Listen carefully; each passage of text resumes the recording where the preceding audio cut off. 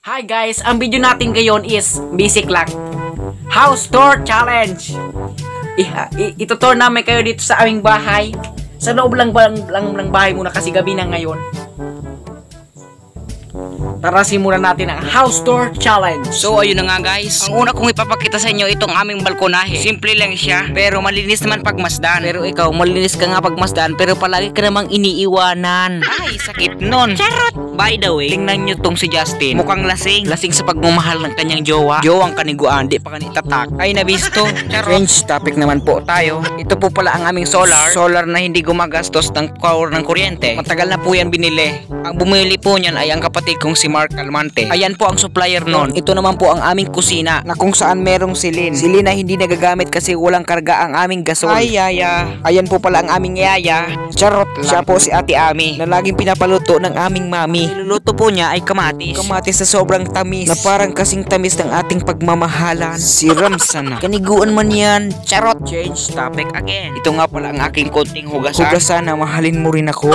Tawa mo. Di man para joke. Next nating pupuntahan ang ating eating table. Ano raw? Ang ibig kong sabihin ang lamesa ang aming pinagkakainan. So ang next nating pupuntahan, ang kwarto naman ng aking mga magulang. Kaso nga lang, mukhang may nakapasok ng isang aswang. Charot, si Justin yan. Si Justin na kung saan dumadaan. Kanina doon yan sa balkon. Ngayon andito naman. Para siyang kakaibang nilalang. Para siyang nilalang para sa'yo. Kakaibig man. Ayan naman pala guys, ang aming bigasan. Na kung saan kaunti na lang ang laman. Baka naman, pwedeng makautang. Charot lang naman. Ayan naman pala guys, ang aming bintana. Kung saan matatanaw nyo ay gabi na talaga. Kaya huwag kayong pag-alagala. Baka masaklot ko kamo. Kasi mga ganitong oras, lumilipad na ako para manghanap ng sariwang karne. Sa mga di dyan nakakaalam, ako ay isang manananggalan ng taong nagmamahalan. Charot!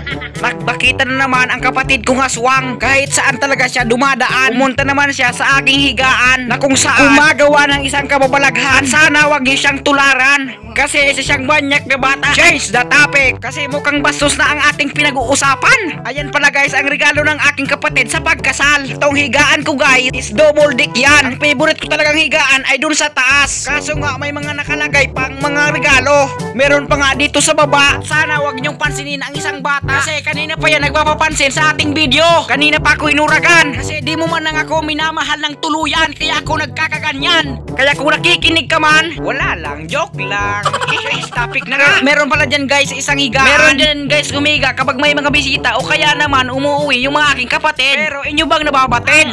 Aking kapatid. Wala lang, charot lang. Ito naman pala guys ang aming sinihan. Sinihan man si mong kaniguan man niya noy. Tapos syempre dyan kami kapwisto kapag nag-TV kami ning Batang Quiapo. Batang Quiapo is the best. Maganda siyang panoorin. Wait lang nga guys, tayo ay magsasalapin muna. Na kung saan masasabi ko talaga sa aking sarili na sobrang gwapo ko talaga. Eh di ikaw na.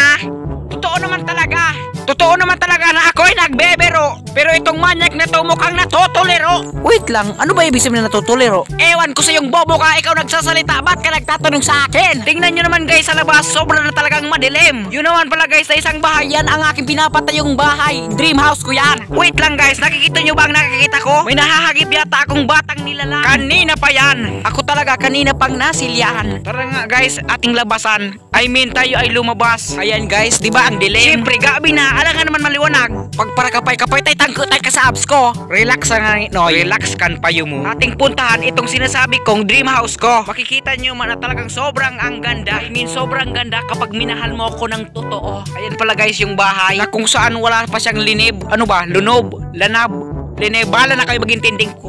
Bigla ngang tumalon ang aswang na to. Di ko nga alam kung ano ang nangyari sa hinayupak na to. Mukhang sinasabihan ng masamang espiritu. Pasalamat ka at hindi ako ang sumapi sa'yo.